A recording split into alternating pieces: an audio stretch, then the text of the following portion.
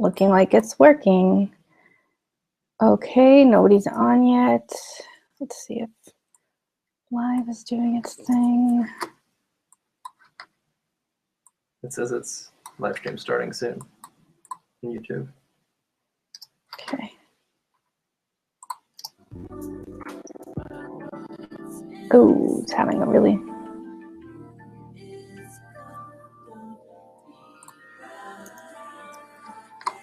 Oh, no, here we are. Oh, shit. Okay. Check, check, check. All right, so the real question is, oh, there's 6 people on already. Hey, what's up?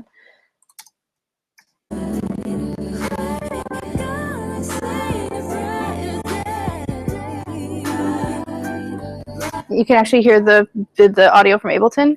Oh, great. Yeah, I can. It's distorting. It's like a little dark in here. Anyways, hey, what's up, everybody? Welcome to take 2 of the forums. We got the audio stuff taken care of, largely thanks to Cody over here. There was a very helpful English gentleman who made a tutorial that explained the very complex signal routing to make this happen. But we figured it out, so that's great. There was also a huge amount of questions that already came from the forum. Let me turn on this whole Q&A thing. All right, great. So you can ask questions on the Google event, which I think it should prompt you to do that from the video if that's something that you're interested in. And then Cody's here also. You can type things into the event page and or tweet hashtag BerkeleyAL. And I'm going to try to get to as much as I can. So that being said, let's go. Oh, yes, I did get a haircut, by the way. I did. So we can talk about that and move past it. All right, so I'm going to start off with a couple of the questions that are outside of the DAW. One person asked me, when did I start feeling comfortable in my own skin as a producer and a writer? And then also, how do I deal with self-criticism? I think that that's a really interesting question and one that probably a lot of people can relate to, of being your own worst critic and just not feeling confident about what it is you're doing. And I'd say that I have my good days and my bad days. So sometimes when I make something or I finished a production or a mix or anything, I'll listen to it one day and I'll say to myself, I'm a genius. And then a couple of days later, I'll listen again and I can feel pretty terrible about myself. So I don't think that it ever really goes away. You just have to know that it's a part of what's happening, and it's kind of like meditating, you know, like when you have a thought, you can't stop that thought. You just have to kind of acknowledge it and let it pass. And so that's really what I do. I think I started feeling confident. I think a part of me always was very confident. And most people who are artists, believe it or not, they have large egos, and I definitely fall into that category. So, you know, sometimes it's just my self-confidence is it's a blessing and a curse. So I think in some ways I've always felt really confident, and then at the same time just paralyzed by crippling self-doubt, which I think is just what art is, or who artists are. So, you know, it's a daily struggle. In terms of dealing with self-criticism, I think that the more you acknowledge your inner critic, the more that it will leave you alone in some ways. You just have to say, I hear you, little voice inside of me that is telling me I'm not good enough. And then you just have to not listen to it. It's like, I don't know, somebody in your life that bothers you. Just, you're like, oh, yep, there you are. Okay.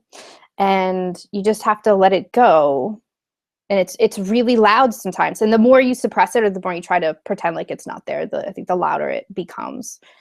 So I think inevitably it's just about balance, confidence, lack of confidence, criticism, acclaim. You know, it's like you're never gonna hit a happy medium. It's always just gonna go up and down, up and down. But that's just the nature of creating any form of art, I'm assuming, not even just music. Okay, so let's see. I have a lot of people ask me this question about why Ableton as opposed to other DAWs like Logic, Pro Tools, Cubase, Studio One, FL Studio. I mean, there's just so many DAWs that are available to us now. So why choose anyone? And I think that's a really valid question. And I use a lot of different DAWs. Just at Berkeley, I teach Logic, Ableton, Pro Tools, Reason, GarageBand. Yeah, that's it. And now I'm actually spending a bunch of time with Bitwig for this other project that I'm doing, and also Cubase. So I think that different programs do different things better and worse sometimes. But the real reason why I love Ableton is because of the non-linear workflow. Every other DAW I've encountered, save for Bitwig as of now, has a linear timeline that you're constrained to beginning, middle, end. And you work inside of that framework, and it's just always this one way to view music. But me as a composer and somebody who's an instrumentalist, my brain doesn't think that way. Sometimes I'm thinking about what's happening in the pre-choruses or the verses, and I have different ideas that I want to superimpose and play with freely without being constrained to copy, paste, click, drag, move, cursor. It can just stop the flow, really. So when I'm working in live, I can flow. And once you really harness that nonlinear workflow, it's very powerful. Very, very powerful. Not even just in a compositional sense or a production sense, but also live on stage. Obviously, that's a huge reason why people use Ableton, is because it's built to work live. Also, a lot of warping, it's kind of just unparalleled in some respects. The algorithms for compartmentalizing audio and then being able to adjust it and how make it elastic is really great. So for remixing, just fantastic. I love the Midi workflow as well. I love Midi in Logic is also, and different things are good for other stuff. You know, like the one thing I wouldn't do in Ableton is multi-track a big vocal session or a band live. You know, I would do it in Pro Tools. So, and I also like to comp and tune inside of Logic sometimes. I also use Melodyne. So I think the theme here is that there's no right or wrong. There are just so many options, and picking one that's right for you is important, but knowing a lot of different tools can be very, very useful. Call that multi-DAW savvy. And it's really probably one of the reasons I have a job. Okay, let's see. So, home studio priorities. I have a lot of people there's two things. Okay, so I get a lot of people coming out of the Coursera course asking themselves, what should I be buying? Or how do I prioritize the things that I buy? And then also, what do I do after the MOOC, right? And I want to help. So in terms of the home studio stuff, I think, again, it really depends on what your end goal is. If, if you're an artist, a singer-songwriter, for instance, and you want to make your recordings live at home, then maybe buying a nicer interface with a nicer converter and a nicer mic pre, maybe that's really valuable, because then you're going to get a higher sound quality on your vocal, or a microphone, or some cabling, or perhaps a more powerful computer, right? That could be an important or useful thing for you to spend your money on. But if you're producing digital, electronic music, then maybe a microphone isn't not something that you want to purchase. So I would say the very first thing I would spend my money on if I didn't already have it would be monitors, speakers. Let me bring up this camera so you can see what I have here.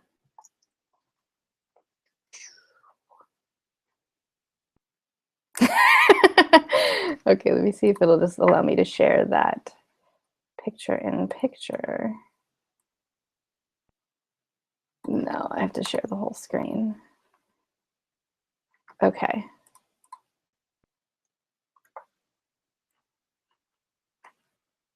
All right. Bigger. Okay, I think you can see my whole screen now. Is that a fact? Hello, this is my apartment. Okay, so these are my things, right? I have B&W speakers, and I get a lot of asked questions, why do I have B&W speakers? Why don't I have NS10s or like Genelecs or Dynaudios?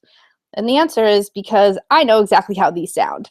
So monitor speakers are really important. I also have a big subwoofer down there, which is overkill. And somebody gave that to me. Down here I have a power amp, 2 different amplifiers actually, and some other stuff that you don't need, hard drives. I would definitely buy some space for yourself. And that's, you know, I've got a bunch of cables over here. I've got some microphones. Oh, I bought this SE Shield. That thing is really cool, actually. That's a homemade pop filter.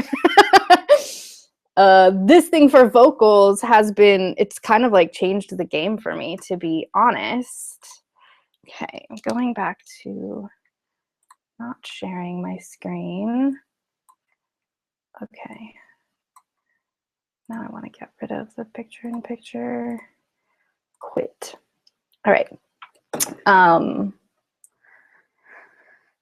I just got that Shield like 3 months ago. So, you know, you always pick up new things. And I think that's actually an important thing to keep in mind when you're buying gear, is that you're always going to be buying more gear, and you'll sell things and you'll buy things. And it's just this constant thing. And eventually you'll find pieces that you love and you can't get, you can't live without that. But, oh, somebody likes my speakers. You just did. Yes, Cynthia. Very nice to meet you. I think we've been interacting on the Facebook recently. So I would buy monitors. This is how you're going to do it. You're going to bring a file on a flash drive or a CD to a Guitar Center near you, or a Sam Ash, or whatever the place that sells speakers near you, right? And usually they'll have a room where they'll have a bunch of them just set up, and you can A/B the recordings. So the recording that you're going to bring is the one that you know the best, your favorite song, the one that you know exactly how it sounds, where the horn parts come in, where the vocals happen, like the thing that you know the most details of. And that's what's referred to as a reference track. Right? This is my reference for when you're listening and placing your speakers and everything. It's the same thing. You go in there and you listen to that song on every single set of speakers. And the one that sounds right to you, those are the speakers that you're going to buy. I usually recommend, Yamaha has these 6-inch speakers that I think are really great, and they're especially good for the price point. I see a lot of people using KRKs, like little rockets. What do you use? I use these little M Audio guys. They were also given to me. That's the best way to get gear, is to take what you can get. Yeah. And I think a lot of people are in that situation, actually. So if you can't get monitors, get nicer headphones. You know, it's just get into a space where you can hear what's going on and live your life. You know, there's so many people out there, bedroom producers, making crazy good recordings on these Apple earbuds. And people want to make it seem like it's more complex than that, but it's really not. So, you know, maybe you want to push, maybe you want a MIDI controller. It just totally depends on what your goals are. I probably rambled about that a little bit longer. A5X for me, Adam. So what is that? Axiom? No, A5X. You'll have to explain that more to me. All right, cool. We've got a bunch of people in this forum right now. It's exciting. Okay, what do you do after the MOOC? You're gonna continue to make music. You're gonna make music. I gave you the tools to get started. So for me, I'm a very self-motivated person. I taught myself how to use the software, and I kind of connected the dots on how it all worked way later. And the way that I did it was just by, I would be making music, and I'd encounter something I didn't understand, and then I would search the internet for solutions. And in the beginning, it's kind of painstaking, and it's really frustrating. I almost broke stuff multiple times. But when you have like a goal in mind, learning about something or finding the solutions is easier, and then you internalize that, right? Like, I taught that to myself. I learned how that worked. So I think the best way to continue learning anything is to just continue making music. And it's like, oh, why doesn't my kick drum sound awesome? I'm going to look up how to EQ a kick drum. And then you learn about the EQ, and you learn about physics. It's just you continue to learn. Atom monitors. Okay, cool. So I have somebody in the forum here that has Atom A5X for me. I'm assuming those are 5-inch speakers. Yeah, you can have really small monitors that pack a huge amount of punch, especially if you're in a smaller space. There's this book that I wanted to suggest. I bet it's backwards. Anyways, this says Interactive Composition, and it's by BJ Manzo and Will Kuhn. Will is a Facebook friend of mine, actually, and he's like an authority on teaching Ableton to high school kids. He's a high school teacher, actually.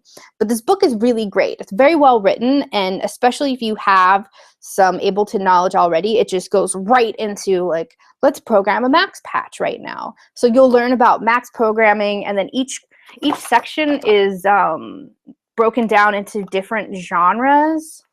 So this one's like breakbeat, drum and bass, and they'll talk about the characteristics of that genre, and then what you can do to make that music, and then how to program a max patch in order to do something that attains that goal. So you'll learn how to make music in a ton of different genres, and you'll also be using so many different tools. So I really love this book.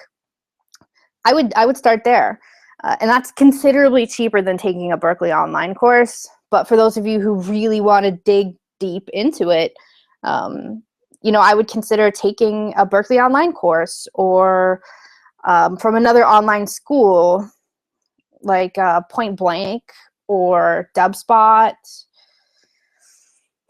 I think that's the only ones I can think of for right now. But you probably have a local DJ production school somewhere near you, and you can go take a class from them. Or you could just teach yourself and make music. Okay.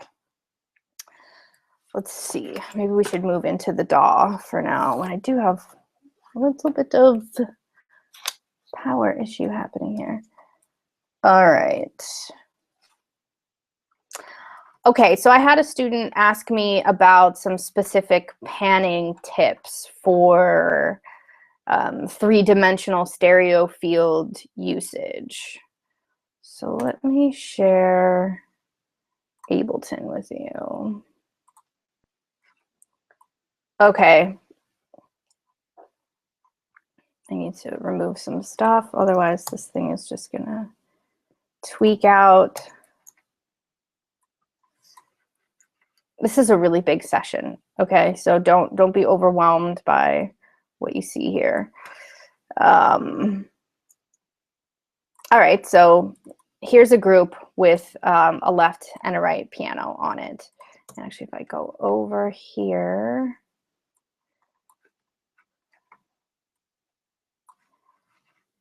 where's the piano? All right, so I have actually a Rhodes and a piano right next to each other, left, right, right, left. And I have these hard panned. So a lot of times if it's stereo, you want them to be like a stereo track, hard left and hard right. But for something like a vocal, which I do have a ton of these in this session, you might want to do things a little bit differently. So here on the chorus, so these are just oohs. In fact, I will solo them. We shall go to a chorus section. Pre-chorus.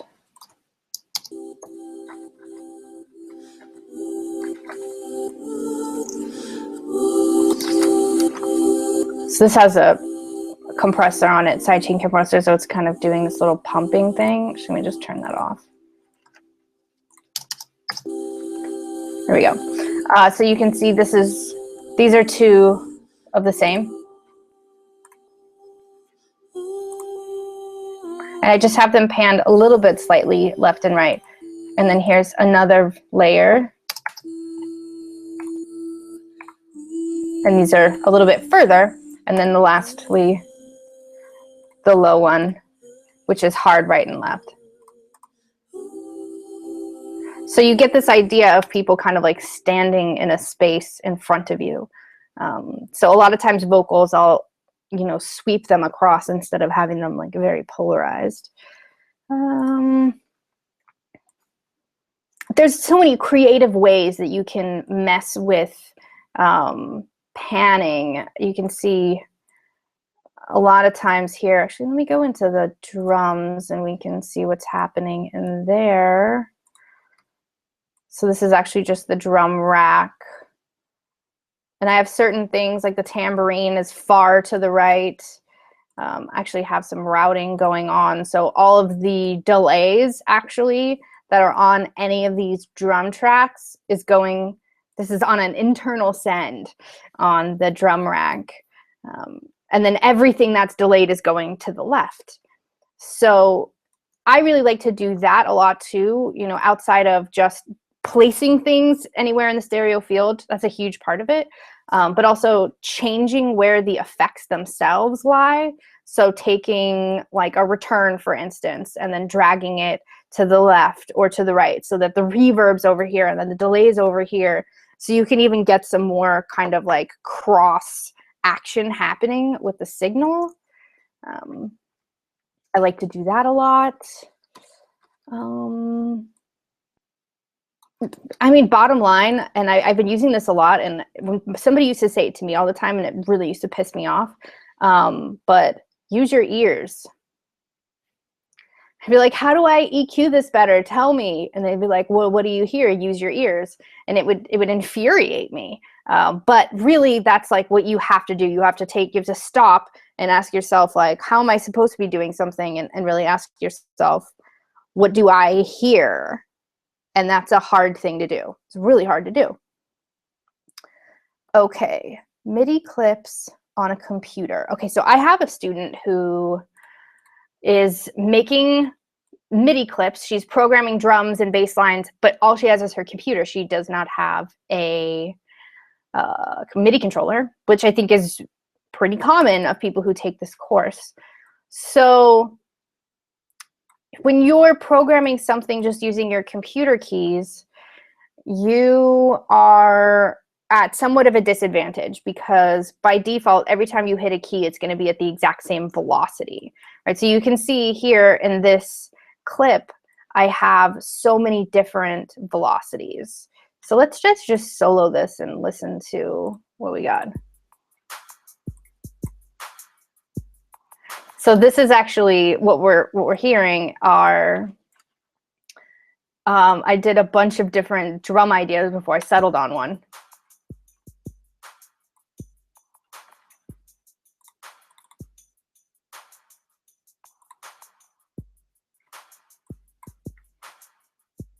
I didn't use any of these.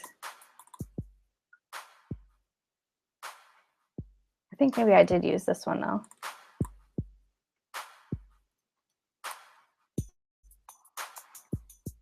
Yeah, okay, so if I zoom in here, you can see how many different things are going on in the different velocities. And this has a lot to do with it. And if I really, really zoom in, a lot of it is quantized to some degree, but then some of it's not. Like this should be on the third beat, but it's behind it.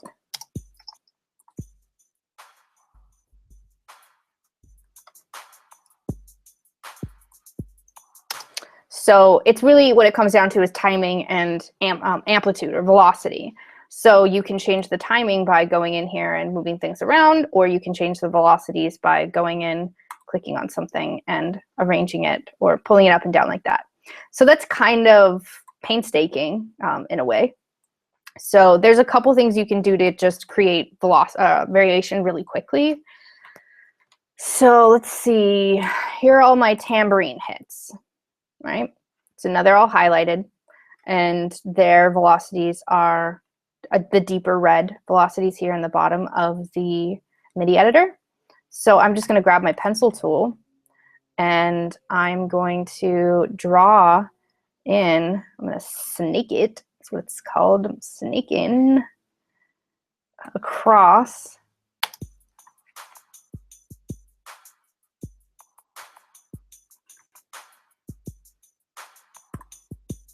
and then maybe I'll do the same thing for, oh, these are different hi-hats.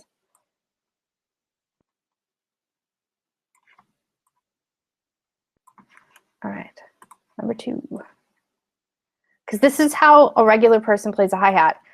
Maybe not literally, but at some jump, it's like they're not going to hit it at the exact same velocity every time. There probably will be no 2 that are one and the same. It's really hard to hear everything because I don't have this. So first and foremost, velocities. You want to vary them up, and especially like ghost notes, which are notes that come right before a stressed beat of a measure, right? Duh, duh. Actually, let me just pull up a new session, and then I can show this to you. Don't save that. I wonder if maybe you want to see my face. Is that something that you want to do while you look at this session? Okay.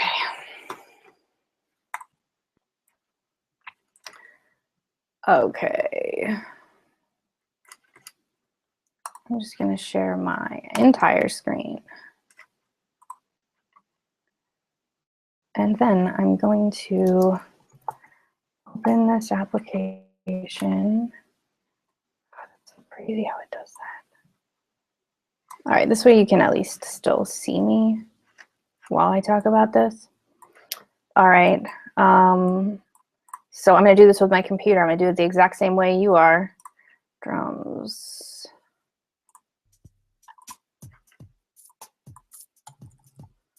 Why am I not getting enough signal coming out of here? Let me do this more.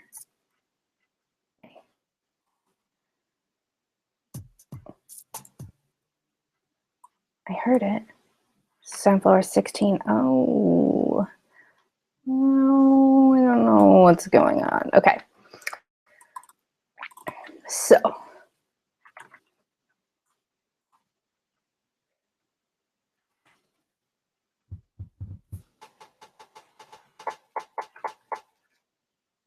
I want LaudioCast to be open. Sorry, guys.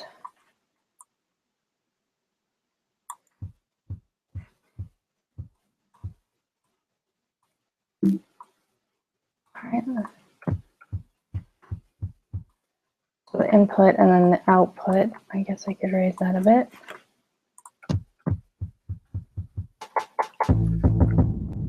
All right, close enough for rock and roll. So this is an empty clip. It's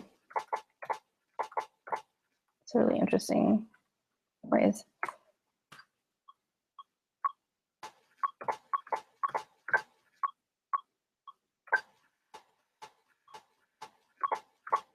I've got latency. Okay. Audio. Whoa, that's a high sampling rate. Okay, I'm taking it back down. So I should.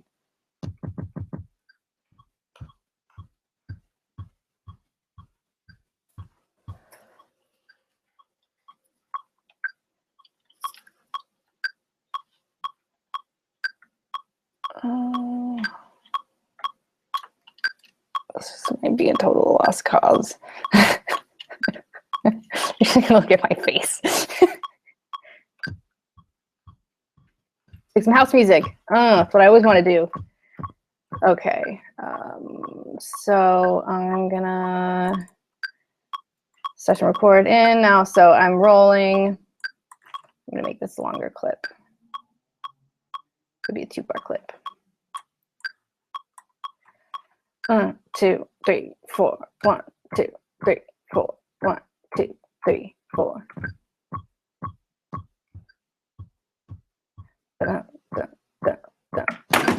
Oh! Oops. Those jams were too hot for the hot tub. Okay. So now let's take a look at this MIDI clip. Take this off for a second. Toggle. Okay. So all of them are exact same velocity. Da-da. I want to move that over here. So some of it I can just hear that I know that I want. I'm going to turn this grid off. Oh yeah, so if you don't know about this already, if you right click in any of the timelines, whether it's in arrangement view or any of the MIDI things, MIDI clips or sequencers, you can change the grid. So I turn it off when I'm doing this because it can get kind of annoying when it's trying to do something. It's just trying to snap it to a grid. It really pisses me off.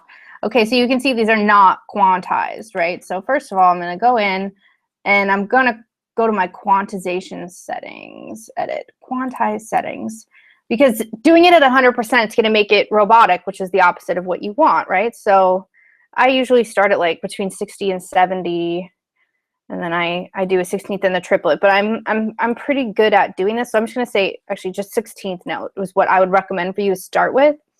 So quantize to a different amount. So I've got these all selected, and then I'm going to go File, Quantize, Command U. So it moves things a little bit, right?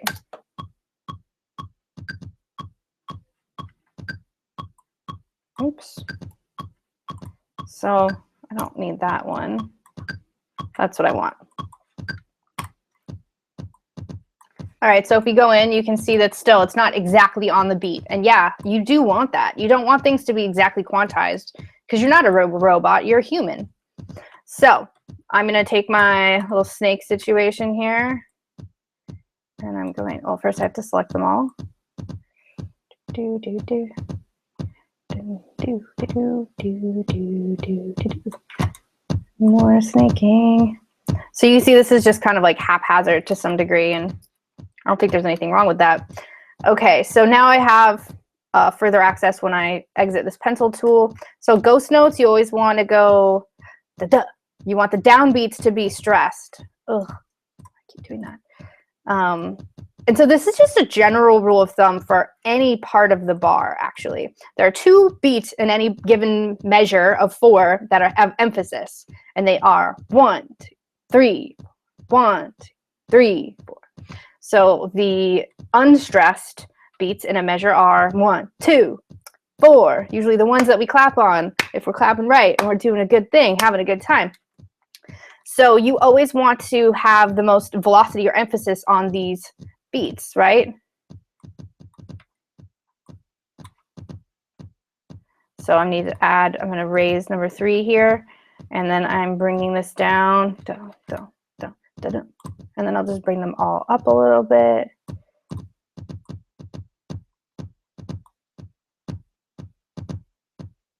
All right, so now that's already a little bit more human.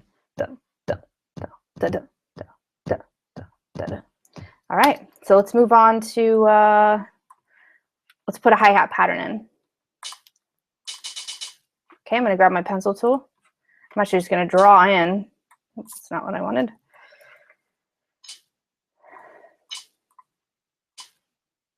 Oh, because I'm not on the grid again. I got to go back into the grid.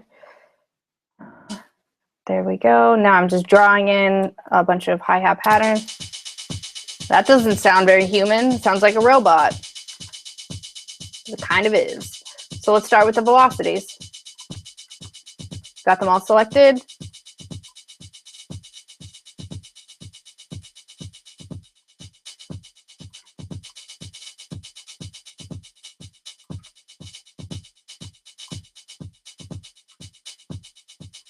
Alrighty, that's making a huge difference.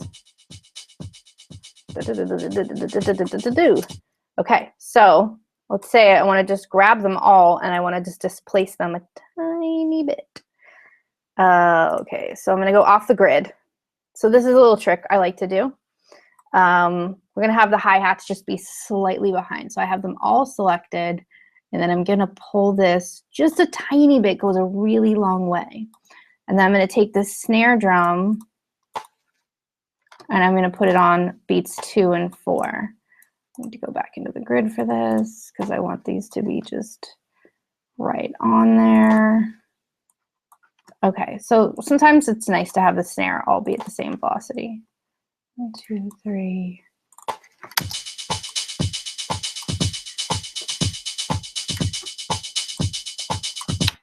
All right, so that's already sounding a little bit more human. But really, the things that sound the most human are the things that had the most human time spent on them. So going in here and making these adjustments and doing all of that stuff can be, it'll make the difference between good and amazing. There's also something called the groove pool, which we didn't get into in the course. But over here on the clip settings, there's actually this area called groove. So if human elements really come down to velocity and timing, how hard a drummer hits something and when they hit it, because it's fluid, it's never the same. Really, you can achieve this just by editing things by hand, or you can use something called the groove pool. And this really works well for certain patterns, like 16th note patterns or 8th note patterns, and then doesn't work as well for other things. But basically, it's going to affect velocity and timing. So just to show you, I'm going to raise the velocity of everything just up all the way.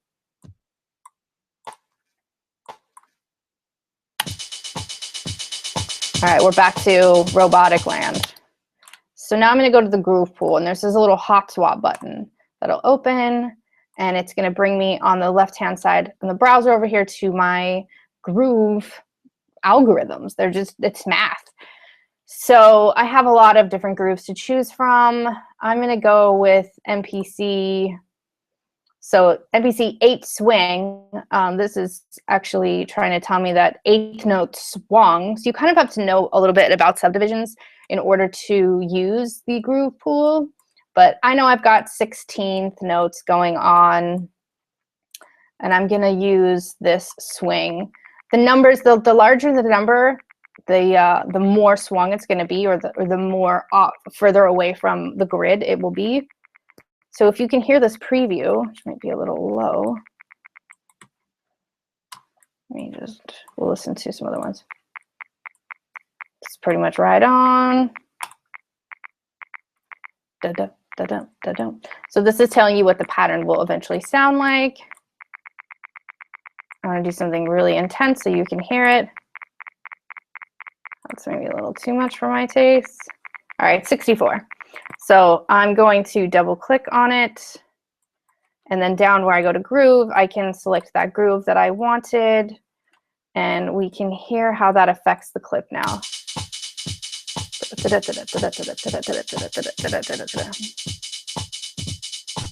So we could go in and pick a different one. I'm going to pick a, let's just go into the swing ones here and see what they sound like. It's a 32nd note. That's crazy. Okay, I'll pick this one now. So I can go in and then now pick my other groove.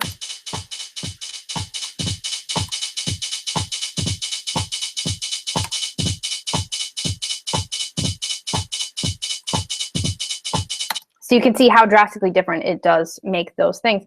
And then once you're sure about something and you don't really ever have to be sure, you can commit. I've committed to you. So if we go in here, we can see that it's really affected the timing of everything. And actually, it did affect the velocities as well, because I can hear that.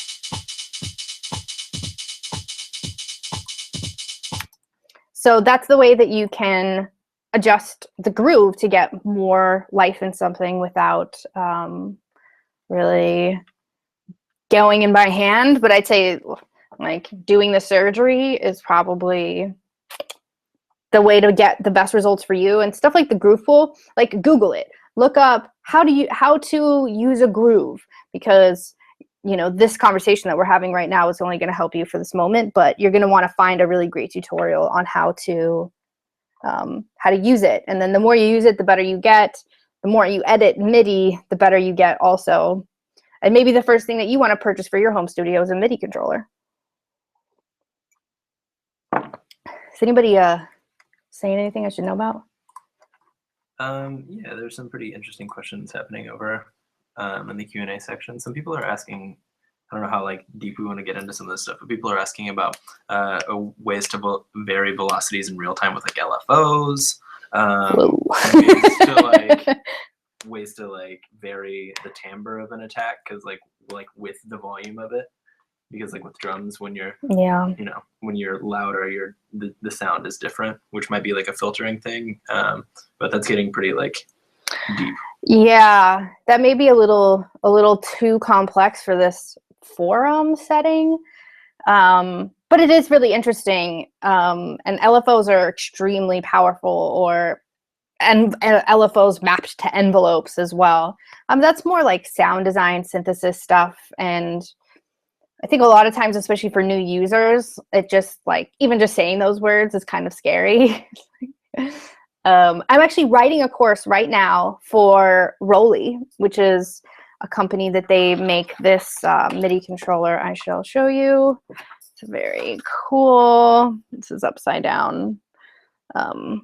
Anyways, it's got these like mushy keys. It's like pushing on fat or something. It feels human in a way. Anyways, they have a really interesting piece of hardware. It's a MIDI controller, but it also works in conjunction with this very powerful synthesizer.